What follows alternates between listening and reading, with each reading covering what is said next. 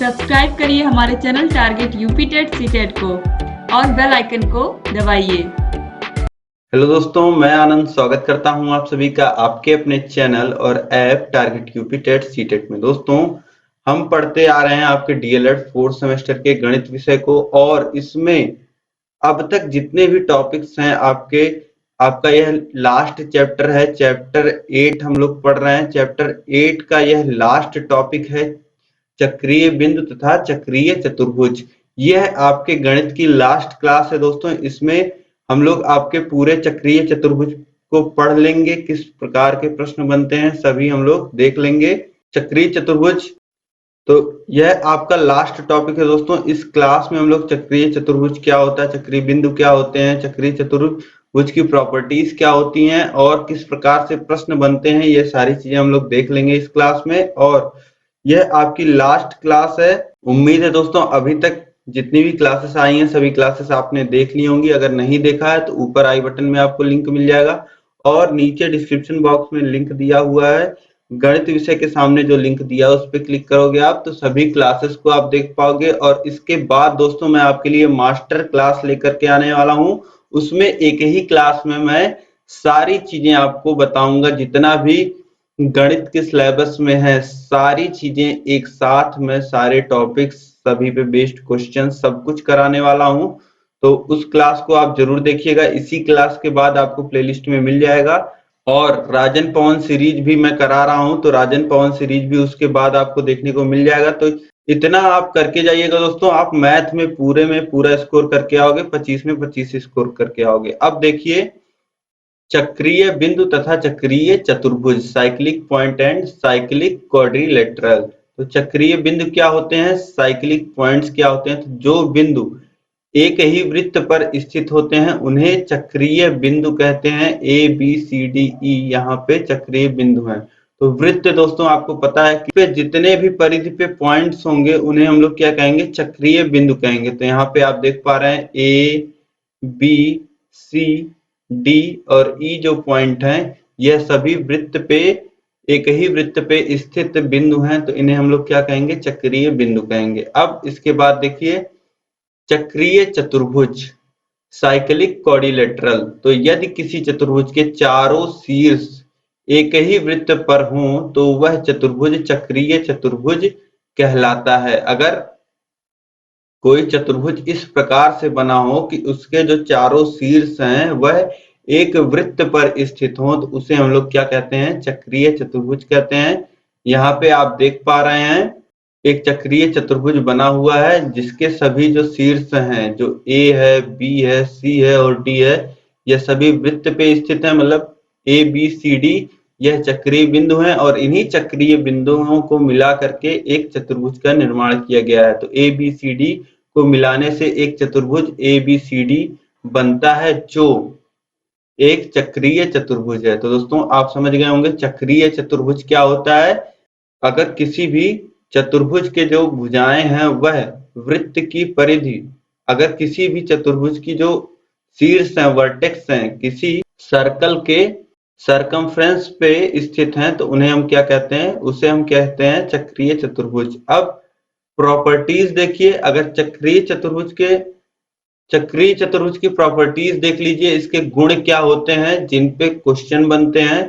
तो एक चक्रीय चतुर्भुज के सम्मुख कोणों का योग 180 अंश संपूरक होता है। 180 अंश बोलते हैं योग या फिर संपूरक कोण बोलते हैं। तो यहाँ पे कोण ए और सी, ये जो आमने सामने के सम्मुख कोण है, इन दोनों का योग क्या होगा, कोण ए धन कोण सी बराबर 180 अंश होगा। हमेशा चक्रीय चतुर्भुज में जो आमने सामने के कोण होंगे उनका जो योग होगा वह 180 अंश का होगा। यानी कि कोण ए और कोण सी का योग 180 अंश होगा और कोण बी और कोण डी का योग 180 अंश होगा, जैसा कि यहाँ पे लिखा हुआ है। ठीक, अब इसके बाद देखिए दूसरी प्रॉपर्टी क्या होती है। तो दूसरी प्रॉपर्टी है यहाँ पे दोस्तों, किसी चक्रीय चतुर्भुज के किसी एक भुजा पर बना बहिष्कोण अंतः सम्मुख कोण के बराबर होता है।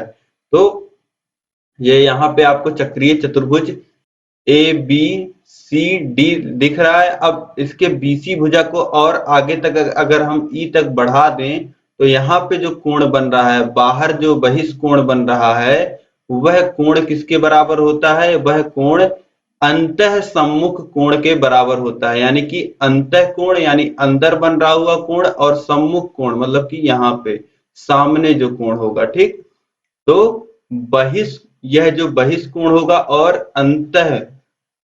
अंदर में जो सम्मुख कोण होगा वह आपस में बराबर होंगे। तो बहिष्कोण DCE, बहिष्कोण DCE यानी कि ये जो अल्फा है वह बराबर होगा अंतः कोण BAD के। तो ये जो बीटा कोण है, तो अल्फा बराबर बीटा होगा यहाँ पे। तो ये दो प्रॉपर्टीज सबसे मुख्य प्रॉपर्टीज हैं, इनको आप याद रखिएगा, यहीं पे क्वेश्चन बनते हैं। तो चलिए हम लोग देखते हैं प्रश्न। पार्श्व चित्र में ABCD एक चक्रीय चतुर्भुज है। यदि कोण A बराबर 92 अंश तथा कोण D बराबर 98 अंश है तो कोण B और कोण C ज्ञात कीजिए। अब यहाँ पे दोस्तों हमें कोण A का मान दिया गया है 92 अंश और कोण D का मान हमको दिया गया है 98 अंश, ठीक। और हमें किसका मान निकालना है? कोण B और कोण C का मान यहाँ पे हमको निकालना है। तो हमें प्रॉपर्टी पता है, जो चक्रीय चतुर्भुज होता है उसके सम्मुख कोणों का योग जो होता है वह 180 अंश होता है। तो कोण A धन कोण C बराबर कितना हो जाएगा? 180 अंश। आप यहाँ पे लिख भी सकते हैं, चक्रीय चतुर्भुज में सम्मुख कोणों का योग 180 अंश होता है। तो कोण A धन कोण C बराबर कितना हो गया? 180 अंश। अब कोण A का मान दिया गया है 92 अंश, धन कोण C बराबर है 180 अंश, और कोण C बराबर क्या हो जाएगा? 180 माइनस 92 अंश, ठीक। 180 में से 92 घटाएंगे तो कितना आएगा? 88 आएगा। तो 88 अंश कोण C जो हो जाएगा दोस्तों यहाँ पे, वह कितना हो जाएगा? 88 अंश का हो जाएगा। तो यहाँ पे 88 आप लिख सकते हैं। और इसी प्रकार से आप सॉल्व करेंगे दोस्तों तो आपको कोण D धन कोण B कितना मिलेगा? 180 अंश। कोण D दिया गया है 98 अंश। अब 98 180 में से घटा लेंगे तो आपको कितना मिल जाएगा? 82 अंश, 82 डिग्री वैल्यू आपको मिल जाएगी कोण B की। चतुर्भुज के जो बाकी दोनों कोण हैं उनको हम निकाल सकते हैं। प्रॉपर्टी हमें पता है, सम्मुख कोणों का योग 180 अंश होता है। इसके बाद देखिए प्रश्न है, दिए गए चित्र में ABCD एक चक्रीय चतुर्भुज है जिसका कोण B 95 अंश है, तो कोण D का मान ज्ञात कीजिए। कोण B का मान 95 अंश दिया हुआ है और कोण D का मान हमसे पूछ रहा है और बोल रहा है यदि कोण A बराबर कोण C है तो कोण A का मान ज्ञात कीजिए। अब देखिए सबसे पहले हम लोग क्या करते हैं, सबसे पहले हम लोग कोण D का मान निकालने का प्रयास करते हैं। तो कोण B धन कोण D बराबर कितना है? 180 अंश होता है, सम्मुख कोण है दोनों चक्रीय चतुर्भुज के। तो कोण B का मान कितना है? 95 अंश धन कोण D बराबर 180 अंश। अब कोण D का मान कितना हो जाएगा? 85 अंश, 85 डिग्री। अब यहाँ पे देखिए कोण A और कोण C का भी मान पूछ रहा है और बोल रहा है कि कोण A और कोण C अगर बराबर हैं तब हमसे मान पूछ रहा है। यहाँ पे बोल रहा है यदि कोण A बराबर कोण C है तो कोण A का मान ज्ञात कीजिए। अब वही सम्मुख कोणों वाली प्रॉपर्टी हम यहाँ भी लिख सकते हैं, कोण A धन कोण C बराबर 180 अंश। अब हमें पता है कि कोण A जो है वह बराबर है कोण C के। तो कोण C की जगह हम चाहें तो कोण A भी लिख सकते हैं। तो कोण C की जगह हमने कोण A लिख दिया क्योंकि दोनों बराबर हैं आपस में। अब आगे देखिए कोण A धन कोण A, तो 2 कोण A बराबर 180 अंश और कोण A बराबर हो जाएगा 180 अंश बटे 2 और कोण A का मान कितना आ जाएगा? 90 अंश आ जाएगा, ठीक। तो इस प्रकार से यहाँ पे जो आपसे कोण A का मान पूछा था वह भी आपने निकाल लिया 90 अंश। कोण D का मान निकाल लिया 85 अंश और कोण A और कोण C का मान हमने कितना निकाल लिया है? कोण A का मान 90 अंश, तो C का भी 90 अंश हो जाएगा। इस प्रकार से दोस्तों बहुत ही आसानी से इस प्रश्न को आप हल कर सकते हो। अब यहाँ पे दोस्तों कुछ वृत्त की प्रॉपर्टी है जो आपके लिए जानना जरूरी है, जिससे आप चक्रीय चतुर्भुज के प्रश्नों को हल कर पाओगे। आपके परीक्षा में प्रश्न पूछता है, इन प्रॉपर्टीज को जानना जरूरी है। तो देखिए, एक ही वृत्तखंड के कोण बराबर होते हैं। यहाँ पे देखिए एक वृत्त दिया हुआ है और एक जीवा AB है, एक जीवा AB है और इसी AB से देखिए, इसी AB से पॉइंट C को मिलाया गया है, A बिंदु से पॉइंट C को मिलाया गया है और B बिंदु से भी पॉइंट C को मिलाया गया है। इसी प्रकार से D पॉइंट को भी A और B से मिलाया गया है। ठीक, इतना आप देख पा रहे होंगे। अगर दोस्तों हम लोग इतना पार्ट छुपा दें वृत्त का, तो यह आपको क्या दिख रहा है? यह आपको एक वृत्त का खंड दिख रहा है, एक वृत्त का पार्ट दिख रहा है जिसका छोटा सा पार्ट जो है गायब है। तो इसे हम लोग क्या बोलते हैं? यह जो पार्ट आप देख रहे हो इसे हम लोग वृत्त खंड बोलते हैं। जो पार्ट आप देख रहे हो किसी भी वृत्त का आधा पौना पार्ट अगर आप देखोगे, इसे हम लोग क्या बोलते हैं? वृत्त खंड बोलते हैं। ठीक, वृत्त खंड।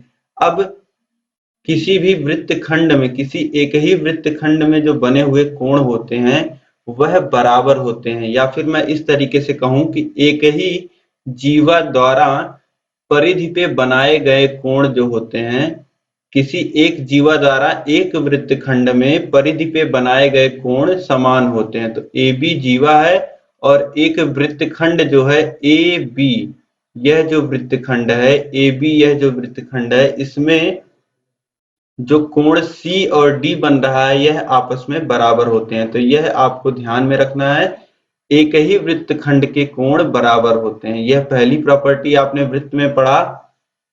अब दूसरा आपको पढ़ना है कि अर्धवृत्त में परिधि पर बना कोण, अर्धवृत्त में परिधि पर बना कोण समकोण होता है। तो कोई भी वृत्त आप ले लीजिए दोस्तों, उसमें एक आप डायामीटर खींच दीजिए। अब इस डायामीटर व्यास द्वारा जो केंद्र, जो परिधि पे कोण बनेगा दोस्तों, जो परिधि पे कोण बनेगा वह क्या होगा? वह समकोण होगा, 90 अंश का होगा। तो वही यहाँ पे कहा गया है, अर्धवृत्त में परिधि पर बना कोण समकोण होता है। यहाँ पे AB व्यास है, O केंद्र है और C एक पॉइंट है परिधि पे। अब अगर हम लोग A को C से मिला दें और B को C से मिला दें, तो जो कोण ACB है या कोण C है उसका मान कितना होगा? 90 अंश होगा, समकोण होगा। क्यों? क्योंकि यह अर्धवृत्त में बना हुआ कोण है, आधे वृत्त में बना हुआ कोण है। देखिए, जो व्यास है वह AB जो रेखा है वह वृत्त को दो बराबर भागों में बांट रही है और इस रेखा से C पॉइंट को मिलाया गया है, A और B पॉइंट से C पॉइंट को मिलाया गया है। परिधि पे किसी भी पॉइंट पे आप मिला दोगे तो A पॉइंट से मान लेते हैं एक पॉइंट यहाँ आप D ले लो, यहाँ एक पॉइंट D ले लोगे और D को B से आप मिला दोगे, D को आप B से मिला दो, D को आप B से मिला दोगे तो ये जो कोण बनेगा यह भी 90 अंश का बनेगा, क्योंकि यह भी अर्धवृत्त में बना हुआ कोण है। ठीक है, तो इस प्रकार से अगर AB व्यास है और इसके द्वारा परिधि पे कोण बनाया जा रहा है तो वह कोण क्या होगा? समकोण होगा। यह दोनों चीजें आप समझ गए होंगे दोस्तों। अब इन्हीं पे आधारित हमको प्रश्न करना है, यह प्रॉपर्टीज हमको पता होनी चाहिए वृत्त की, तब हम प्रश्नों को हल कर पाएंगे। देखिए प्रश्न है, चित्र में त्रिभुज ABC एक समबाहु त्रिभुज है तथा DE वृत्त पर दो बिंदु हैं। कोण BEC एवं कोण BDC के मान ज्ञात कीजिए। अब दोस्तों यहाँ पे बोला कि ये जो त्रिभुज है, त्रिभुज ABC क्या है? त्रिभुज ABC एक समबाहु त्रिभुज है। समबाहु त्रिभुज का मतलब क्या होता है?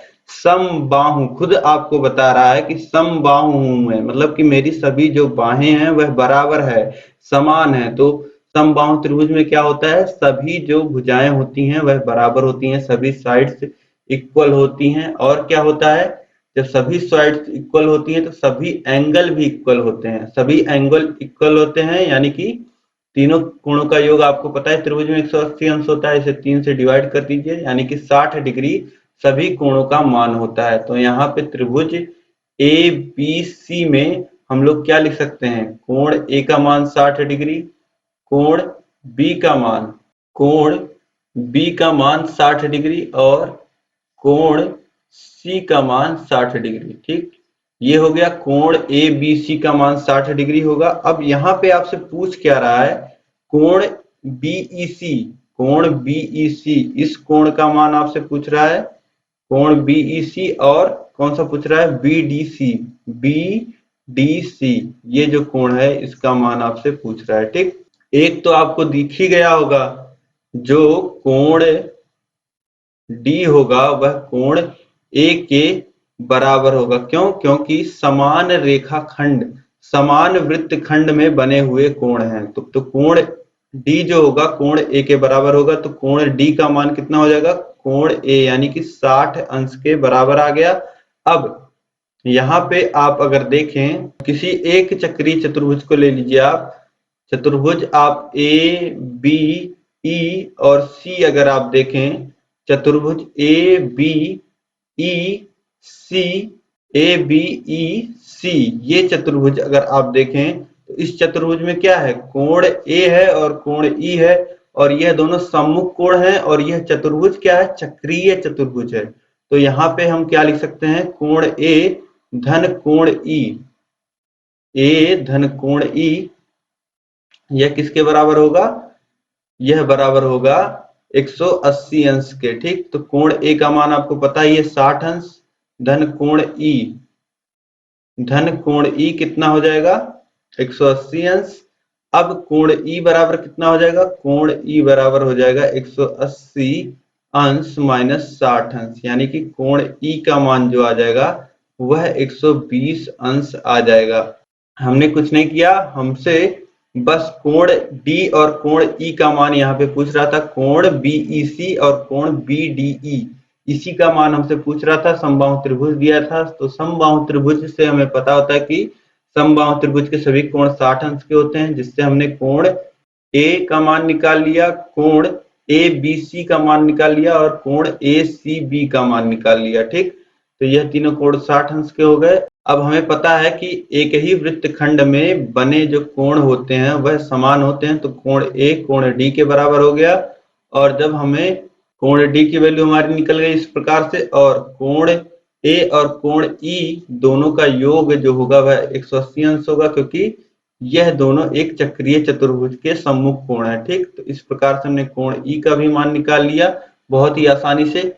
अब इसके बाद अगला क्वेश्चन हम लोग देखेंगे दोस्तों। देखिए, चित्र में ओ वृत्त का केंद्र है, चतुर्भुज ए बी सी डी एक चक्रीय चतुर्भुज है। यदि कोण एडीसी का मान 140 अंश हो तो कोण बीएसी ज्ञात कीजिए। अब यहाँ पे हमें एक वृत्त दिया गया है, उस वृत्त में देखिए ओ केंद्र है और ए बी सी डी एक चक्रीय चतुर्भुज है, जिसका एक कोण डी हमको दिया गया है 140 अंश। तो हमसे क्या पूछ रहा है, किस कोण का मान पूछ रहा है, कोण बीएसी, कोण बीएसी, इस कोण का मान हमसे पूछ रहा है दोस्तों। तो देखिए किस प्रकार से हम निकालेंगे।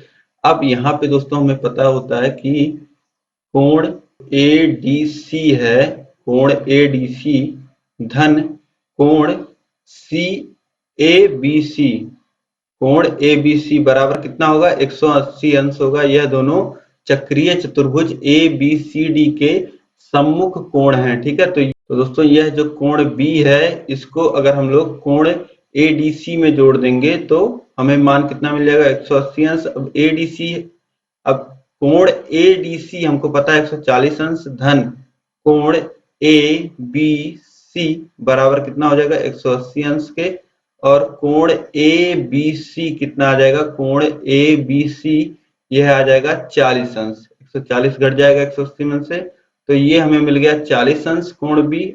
अगर हम ध्यान से देखें त्रिभुज ए बी सी को, त्रिभुज ए बी सी को आप देखिए, त्रिभुज ए बी सी, बस इतने पार्ट को अगर हम देखें, त्रिभुज ए बी सी को अगर हम लोग देखें तो ए बी क्या है, ए बी व्यास है। ठीक, ए बी व्यास है और सी कहाँ पे स्थित है, परिधि पे। तो यह क्या होगा, सी जो है वह अर्धवृत्त में बना हुआ कोण है, तो कोण सी जो है उसका मान 90 अंश होगा, क्योंकि यह अर्धवृत्त में बना हुआ कोण है। तो कोण सी का मान इस तरीके से हमें पता चल जाएगा। हम लिख देंगे कि त्रिभुज ABC में कोण C जो है वह अर्धवृत्त में बना हुआ कोण है, इसलिए कोण C का मान 90 अंश। कोण C हमें 90 अंश मिल गया। अब फिर से हम लिखेंगे त्रिभुज ABC में कोण BAC धन कोण ABC धन कोण ACB बराबर, यह तीनों अंतः कोण है त्रिभुज के, तो इनका योग कितना होगा 180 अंश। ये कोण धन ये कोण और धन ये कोण, ठीक, इन तीनों का मान कितना होगा 180 अंश होगा। तो कोण BAC ये वाला कोण है, यह कोण हमको निकालना है। तो कोण BAC इसी प्रकार से लिखेंगे। कोण ABC कितना है, कोण ABC की वैल्यू हमने निकाला 40 अंश, तो ये लिख देंगे 40 अंश धन कोण ACB कितना है, कोण ABC है 90 अंश बराबर 180 अंश। अब कोण BAC बराबर हो जाएगा 180 माइनस 130 अंश। तो यहाँ पे हमें कोण BAC का मान कितना मिल गया, 180 में से 130 घट जाएगा यानी कि 50 अंश। कोण BAC का मान हमें यहाँ पे मिल गया 50 अंश। तो यही कोण हमको यहाँ पे दोस्तों निकालने थे, दो कोणों की वैल्यू। तो इसी BAC का कोण का मान दोस्तों हमसे पूछ रहा था, यही कोण हमको निकालना था। तो यह कोण हमने निकाल लिया बहुत आसानी से, ठीक है। तो आपको प्रॉपर्टीज बस पता होनी चाहिए, आप बहुत ही आसानी से इन प्रश्नों को कर सकते हो। अब इसके बाद हम लोग अगला प्रश्न देखेंगे। देखिए प्रश्न है, चित्र में O वृत्त का केंद्र है, AOB वृत्त का व्यास है, यदि कोण AB 60 अंश, कोण ABD 40 अंश हो तो कोण CAD और कोण DBC ज्ञात कीजिए। अब यहाँ पे दोस्तों देखिए कोण CAB यानी कि इतने कोण का मान हमको यहाँ पे दिया है। कोण CAB यानी कि ये जो इतना कोण है इसका मान हमें 60 अंश दिया गया है, और कोण CAB ये और कोण ABD यानी कि ये वाला जो कोण है जो 40 अंश लिखा है यह हमको दिया गया है 40 अंश हो। तो कोण CAD मतलब कि यह जो पूरा कोण है, यह जो पूरा कोण है इसका मान हमसे पूछ रहा है। और कोण DBC यह जो पूरा कोण है वह हमसे मान पूछ रहा है, ठीक है। तो यही हमें यहाँ पे निकालना है। तो चलिए देखिए किस प्रकार से हम इसको निकालते हैं, हल करते हैं। तो अगर दोस्तों हम देखें त्रिभुज ABC में, तो यहाँ पे ऊपर जो त्रिभुज बन रहा है ABC, इसमें आप जरा देखिए तो यह AB क्या है, AB व्यास है, क्योंकि O केंद्र है, AB केंद्र से होकर के जा रहा है, तो AB क्या हो गया, व्यास हो गया। और C क्या है, C परिधि पे एक बिंदु है, और यहाँ पे हम लोग क्या लिख सकते हैं, कोण ACB का मान हम लोग लिख सकते हैं। त्रिभुज ABC में कोण C का मान कितना होगा, 90 अंश होगा। क्यों, क्योंकि यह अर्धवृत्त में बना हुआ कोण है, ठीक। तो कोण ACB का मान जो हो गया वह 90 अंश हो गया। अब त्रिभुज ABC में ही कोण CAB धन कोण ABC धन कोण ACB, यह तीनों अंतः कोण है, इनका योग कितना होगा, 180 अंश के बराबर होगा, ठीक। तो अब कोण CAB का मान हमको पता है 60 अंश धन कोण ABC इसका मान हमें नहीं पता है। कोण इसके बाद धन कोण ACB कितना है, 90 अंश है, और बराबर हो जाएगा 180 अंश के। कोण ABC कितना आ जाएगा, 180 माइनस 60, 180 माइनस 150 हो जाएगा, यानी कि 30 अंश। यानी कि ये जो कोण है, कोण ABC, इसका मान कितना आ जाएगा, 30 डिग्री, ठीक है। अब जब ये मान कोण ABC का मान हमें 30 मिल गया, तो अब हम लोग, अब यहाँ पे हम लोग लिख सकते हैं कोण DBC सी, कोण डीबीसी का मान क्या है? कोण डीबीसी का जो मान है वह कोण ए बी डी और धन कोण ए बी सी के बराबर है। यह आप कह सकते हैं कोण डीबीसी, यह जो पूरा कोण है यह इन दोनों छोटों कोण का योग होगा, जो कोण ए बी डी है और धन कोण ए बी सी है। ठीक, तो कोण डी बी सी बराबर हो जाएगा, कोण ए बी डी की वैल्यू कितनी है? ए बी डी की वैल्यू 40 अंश हमें प्रश्न में पहले ही दिया था और कोण ए बी सी की वैल्यू हमने निकाला है 30 अंश। तो यहाँ पे कोण डी बी सी की वैल्यू कितनी हो जाएगी? 70 अंश। ठीक, अब हमने यह निकाल लिया कोण डी बी सी की वैल्यू 70 अंश। इसी प्रकार से दोस्तों अब हम क्या कर सकते हैं? देखिए यहाँ पे साफ साफ आपको दिख भी रहा था, यह 30 अंश, यह 40 अंश, 70 अंश हो गया। अब इसी प्रकार से यह जो नीचे त्रिभुज आपको दिख रहा है ए बी डी, यह जो नीचे त्रिभुज दिख रहा है यह भी अर्धवृत्त में बना हुआ त्रिभुज है। तो कोण डी कितना हो जाएगा? कोण डी 90 अंश हो जाएगा और यह जो बचा हुआ कोण है त्रिभुज में यह कितना हो जाएगा? तीनों अंतः कोणों का योग कितना होता है? 180 अंश। तो 90 धन 40 130 और 130 180 में से आप घटा लोगे तो 50 अंश आपको वैल्यू मिल जाएगा। ठीक, तो ये कोण हो गया 50 अंश और यह जो ऊपर कोण है यह 60 अंश का है। तो 50 धन 60 कितना आ जाएगा? 110 अंश। तो कोण सी ए डी की वैल्यू कितनी हो जाएगी? कोण सी ए डी की वैल्यू 110 अंश और कोण डी बी सी की वैल्यू कितनी है? 70 अंश।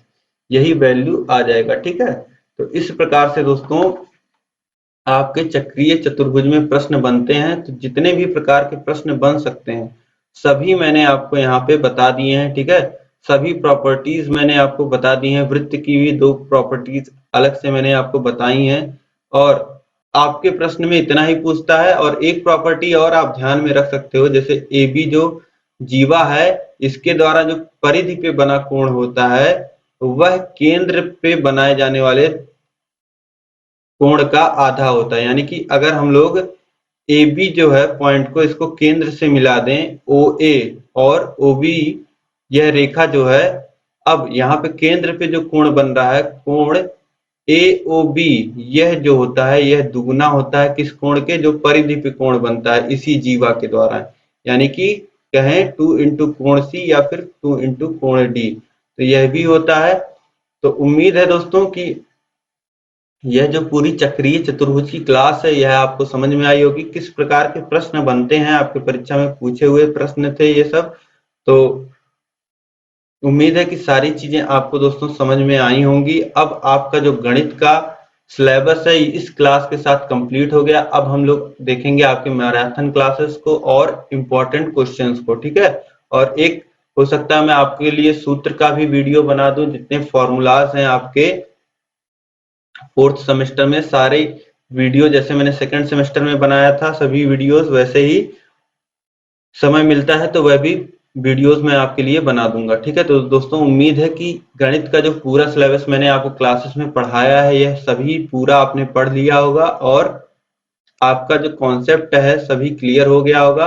अब दोस्तों यह क्लास आपको पसंद आई है तो इस क्लास को आप लाइक कर दीजिए। इसके बाद मैराथन क्लास, सभी इंपॉर्टेंट क्लास आप राजन पवन सीरीज के जरूर करिएगा और अपना फीडबैक मुझे देते रहा करिए कि आपको क्लासेस कैसी लग रही हैं। और अब दोस्तों आप मुझे कमेंट करके बताइएगा यह जो पूरा सिलेबस आपने 4th सेमेस्टर का पढ़ा है मेरे द्वारा वह कैसा लगा आपको, जरूर कमेंट करके बताइएगा। और इस वीडियो को दोस्तों अधिक से अधिक अपने सभी दोस्तों में शेयर करिएगा ताकि सभी लोग चक्रीय चतुर्भुज को आसानी से कम समय में समझ पाएं। यह जो कंप्लीट नोट्स बने हैं आपके गणित के यह आपको target UP TET CTET app पे मिल जाएंगे और सभी 8 चैप्टर के टेस्ट आपको मिल जाएंगे। तो सभी नोट्स आप प्राप्त करिए, सभी चैप्टर्स के टेस्ट को जरूर दीजिए ऐप पर जाकर के। और सभी जितने भी विषय हैं 8 विषयों को हमने आपके हैंड रिटन नोट्स के माध्यम से पढ़ाया है। तो यह सारी चीजें आपको चैप्टर वाइज टेस्ट, सभी वीडियोस बिना प्रचार के और सभी नोट्स की पीडीएफ, यह सारी चीजें आपको हमारे app target UP TET CTET पे मिल जाएंगी। वहां पे डीएलएड 4th सेमेस्टर का कोर्स है, उसमें इनरोल करके आप ये सारी चीजें प्राप्त कर सकते हो। सीरीज का भी सोल्यूशन आपको मिल जाएगा, राजन पवन का पीडीएफ भी मिल जाएगा।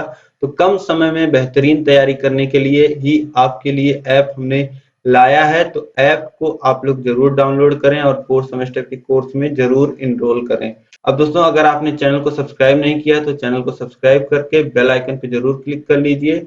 मिलेंगे हम लोग नेक्स्ट क्लास में। इस क्लास में अंत तक बने रहने के लिए आप सभी लोग का बहुत बहुत धन्यवाद। जय हिंद।